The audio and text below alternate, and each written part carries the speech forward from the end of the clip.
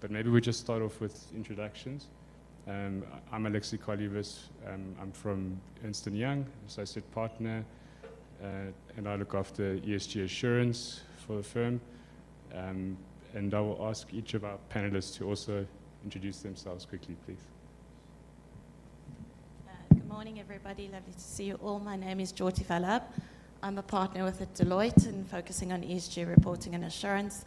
I'm a qualified chartered accountant and have been in the profession for 20 years, but the last 12 have really been focused on sustainable reporting, impact valuation, and assurance. And yeah, I look forward to sharing some views with you today. Thank you. Morning, everyone. My name is Thamesha Chetty from PwC. I'm part of our corporate reporting services function within the firm, and historically my focus area has been financial reporting, but in the past couple of years been focusing on sustainability reporting, and also very keen to share some insights today, and looking forward to the discussions that follow. Thank you. Morning, everyone. My name is Lebogang Yankis. I am a partner at KPMG. I focus also on ESG reporting as well as ESG assurance. I'm also an accountant by profession, so looking forward to sharing views with you here as well. Thanks. Great, thanks. And I think we've got Elise online. Elise, can you hear us?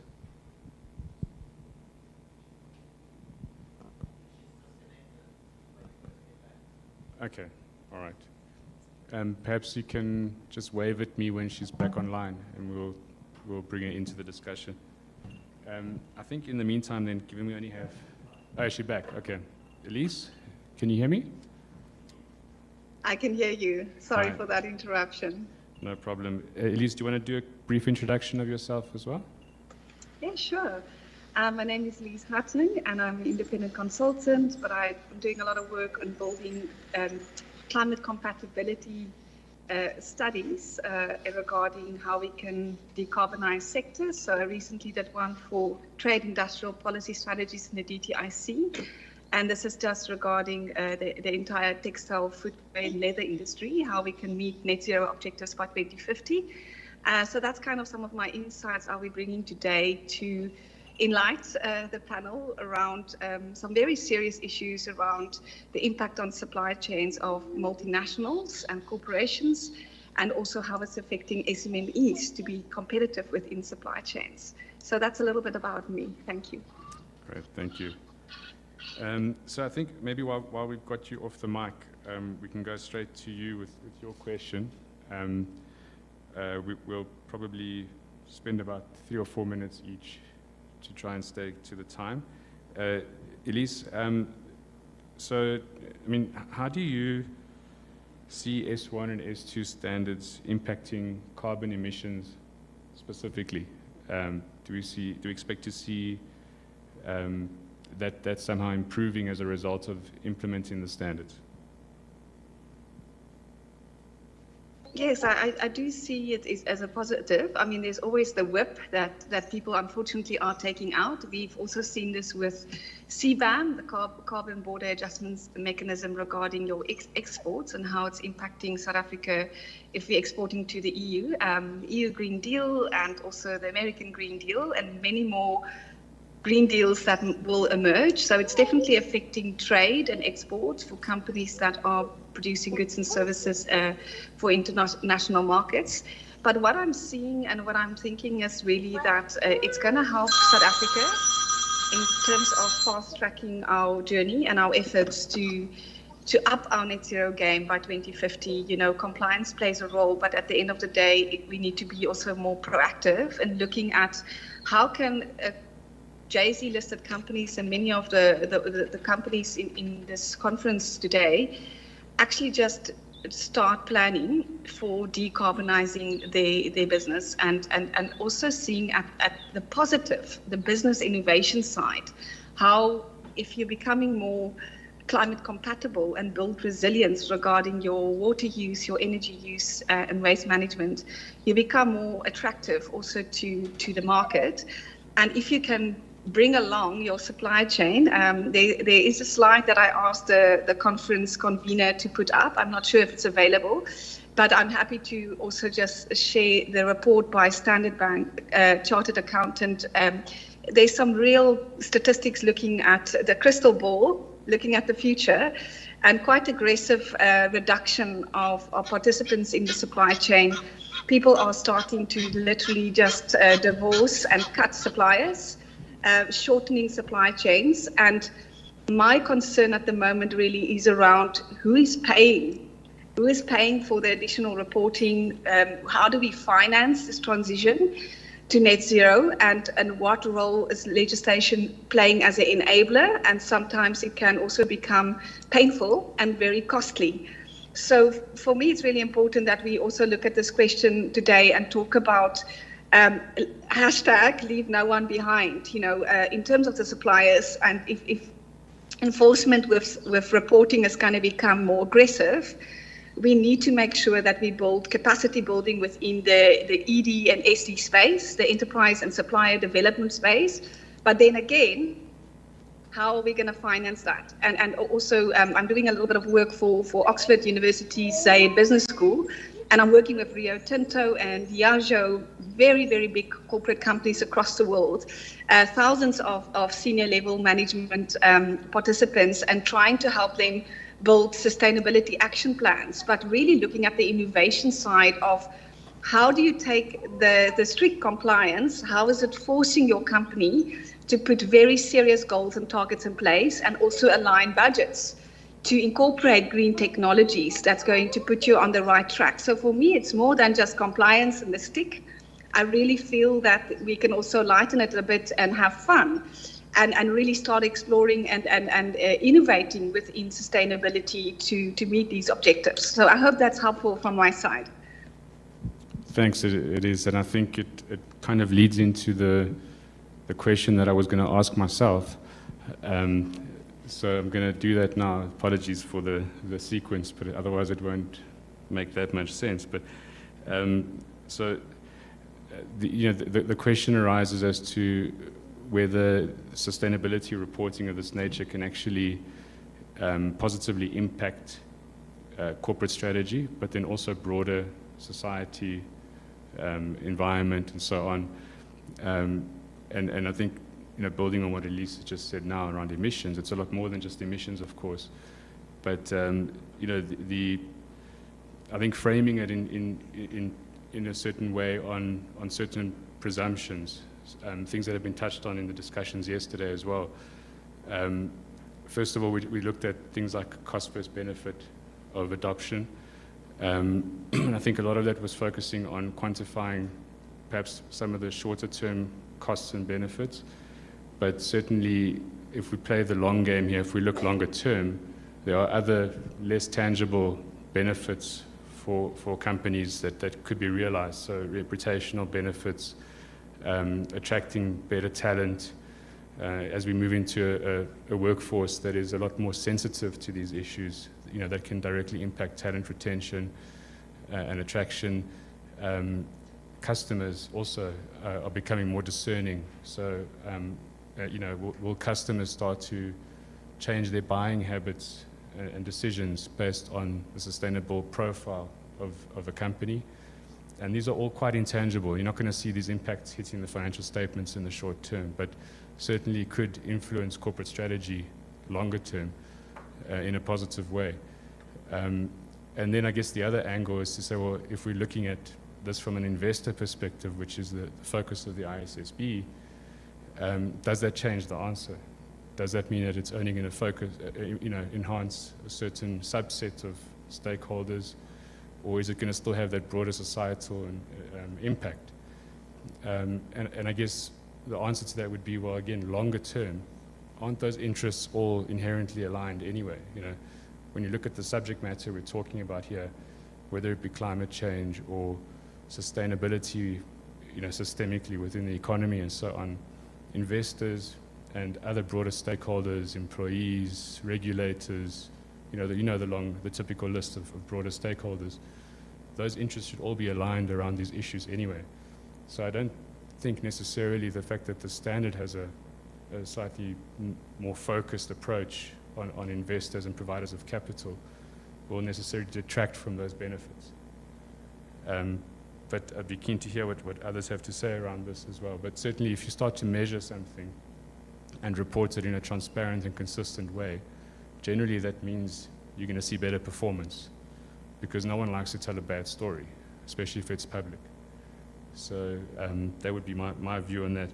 But I think it leads to perhaps a question to Jyoti just around how important would the assurance of this be? I think it's been touched on already, but could you elaborate on that aspect for us? Yeah, thank you so much. Yeah, so it's a question to the auditors. Should the auditors audit, right? But one has to really look at it, and as you said, Alexi, strategy, if it's going to start being strategy informed not only by the financial information, it's by all the other things one does in the business. It's the non-financial information. It's the information we're starting to probably look at from governance, risk, and strategy, as noted in the standards. And when all of this starts to inform your decision making, and you're only getting some sort of level of comfort on your financials, what are the levels of comfort you're getting over this? Not necessarily always independent assurance, but what are your lines of defense? I think that's an important question really to answer when you're evaluating these things. I think Dr. Ndidi also spoke in her presentation around the convergence of the financial and the non-financial information. So when all of these things really start to become so important, evaluate, I think, what the lines of defenses are there. When we're looking at investors, probably certain information is going to start having a higher kind of level of interest, a higher level of confidence being needed in it, and maybe your first and second lines of defense are not going to be just sufficient. Also, I think information is changing in a way that when it's reported, it's no longer a year-end matter. Therefore, that role of assurance would need to also, I think, be evaluated and change, and then the role of the auditors, things starts to change as well.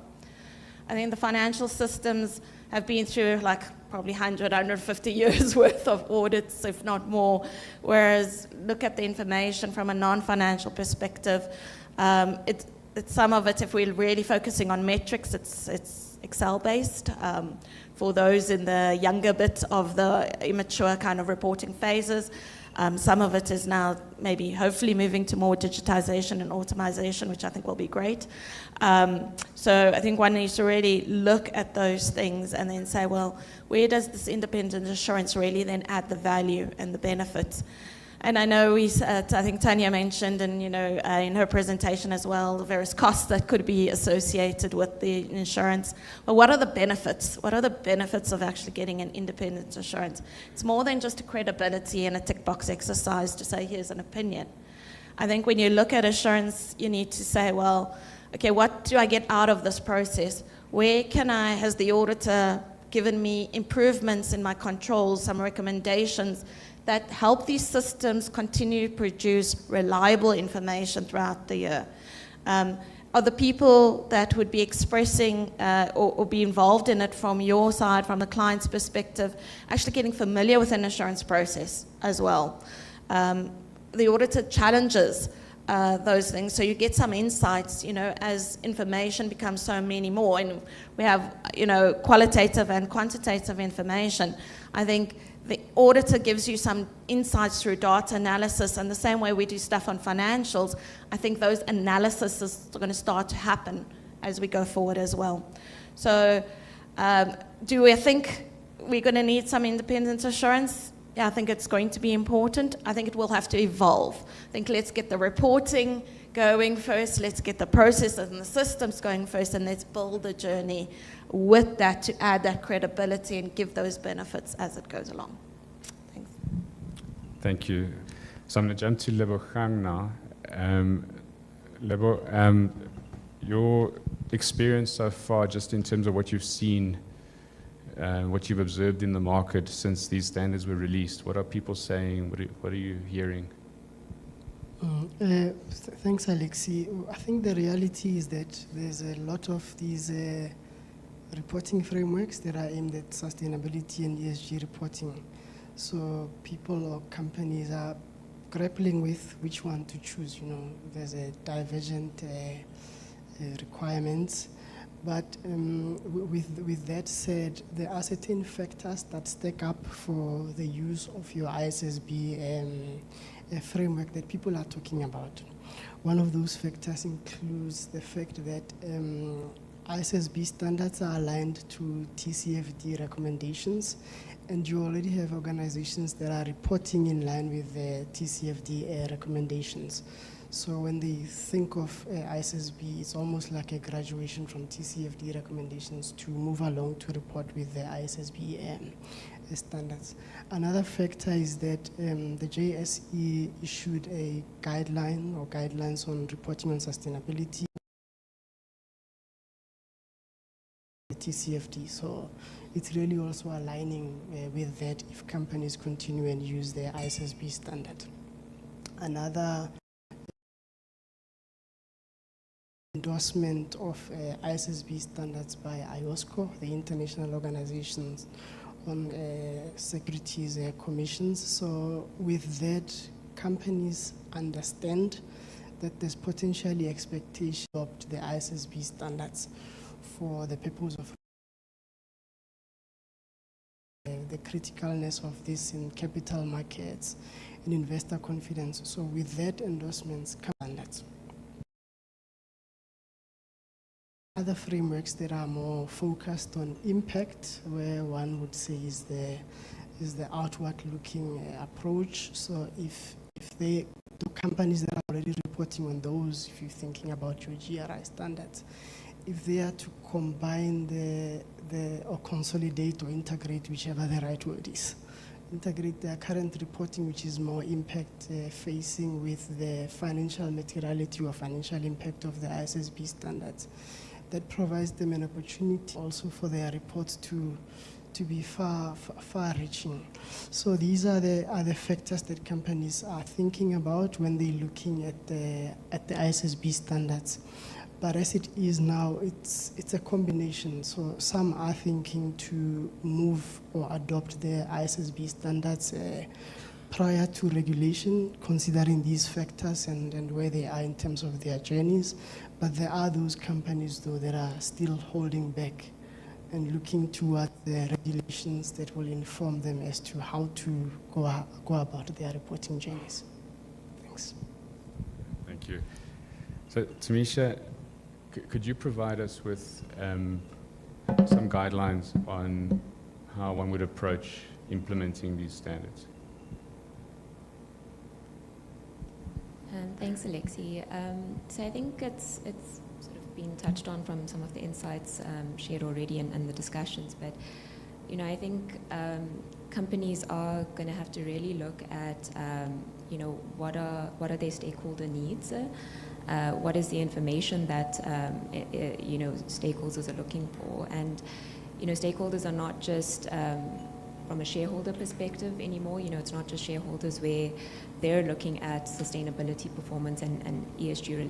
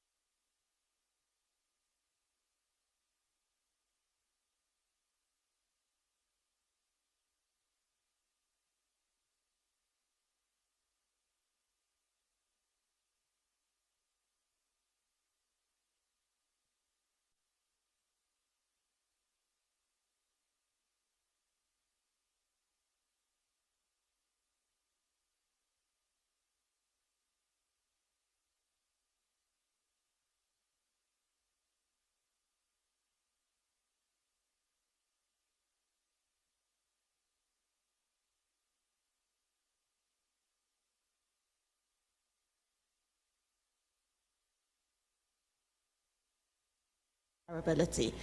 And if it just sits there and it remains voluntary, how are we going to land to there unless somebody has a different plan, you know?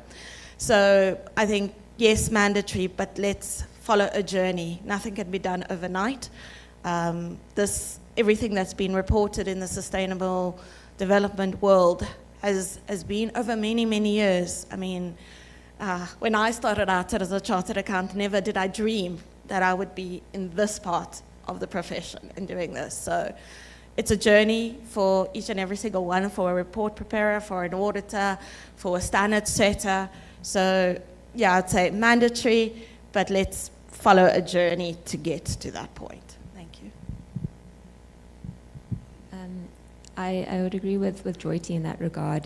Mandatory adoption could be an appropriate approach, but I think, again, taking into account proportionality, looking at the South African context in which companies operate, allowing for a phased approach into transitioning to reporting under new standards, understanding where companies are in terms of their journey, their skills, capabilities, etc. I think all of that is going to be important in allowing for an effective transition to standards, so allowing for sufficient time and resources, etc., to help them progress towards that.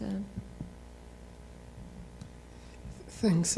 My contribution to this, Alexi, would be that you mentioned some of the important reasons why companies should do sustainability reporting. You mentioned things about customers, you mentioned things about attracting talent, and just for the business existence. So my thinking is that the need to report on sustainability should actually be driven from the organization's point of view or from thinking, other than waiting for it to be mandatory. So if the company wants to attract talent, they want to retain their customers, they want to operate into the future, it is in their best interest that they do sustainability or ESG reporting, as we call it. And then as far as regulations or regulators are concerned, it should be a plus, to regulate that it's mandatory for implementation. But obviously then when you do the implementation, it should take care of the things about proportionality and when and how the reporting should be done. But my take is that it's in the organization's interest to do the reporting without being mandated to do so. Thanks. Great, thanks. And I'm not sure if Elise is back online. I don't think so. Are you? Okay, yes. Yeah, thank you. I don't know if you caught the question. Yeah. Thanks. Yeah, no, I do. I've just been hiding my camera for a bit. I agree with all the panelists, definitely on this area. But for me, it's just to enforce the message. I've been in this field since 2005, and you can see the momentum that mainstream sustainability is really picking up quite aggressively. So the new kid on the block. I joined late and I'm worried that I've kicked you off. No. Okay. Yeah, no. I'm off. I'm doing the subsea presentation now. If I join in, I could be kicking you off. But Mute. Yeah, thank you. Karen. Go ahead. Sorry. Go ahead. I was just going to continue and say that. But, there's three things we can't escape in life. Taxes, and the new thing is net zero. If you want to retain competitiveness in the market, you need to do the new kid on the block. And I think it then is really the people who's going to jump in and use the standards and the legislation to help you start formalizing reporting and really become more attractive to investors. That's the people who's going to gain market traction. So we can't escape this line in the sand that's been drawn. And for me, I would agree it should be at the core of the business case for the operation or the corporation to adapt. And I also want to reinstate being very mindful that there's a huge capacity building gap. The few of us sitting in this conference is very fortunate to be in this conference, but we need a lot more capacity building programs and equipping sustainability managers and their accountants, in terms of putting the right systems in place. So there is an investment need as well from the budgets to do more capacity building so that reporting can increase, the digitization can become more easy, and just to place the corporate at a better place. Huge amount of benefits. So the very last note is, it's like when you're in high school and you have a list, do you like the person or not? You know, a pro and con. I think everybody going back today to the office needs to go and do a pro and con and see what benefits outweighs at the end of the day. Thank you. Thanks, Elise. Yeah, I think then just a final remark, I guess, from my side as well, on that, just to be fair, I won't avoid the difficult question. I think for me it's about, again, figuring out what is the cost of not doing it as a country, firstly, because obviously the mandating of it would be at a country level. And then, I guess, either way, I think we're going to see people doing it. And the market is probably going to push us in that direction. We've already heard of a few companies that are talking about early adopting. So it's probably coming either way. Yeah. So thank you very much to the panelists, and look forward to the rest of the discussion. Thanks.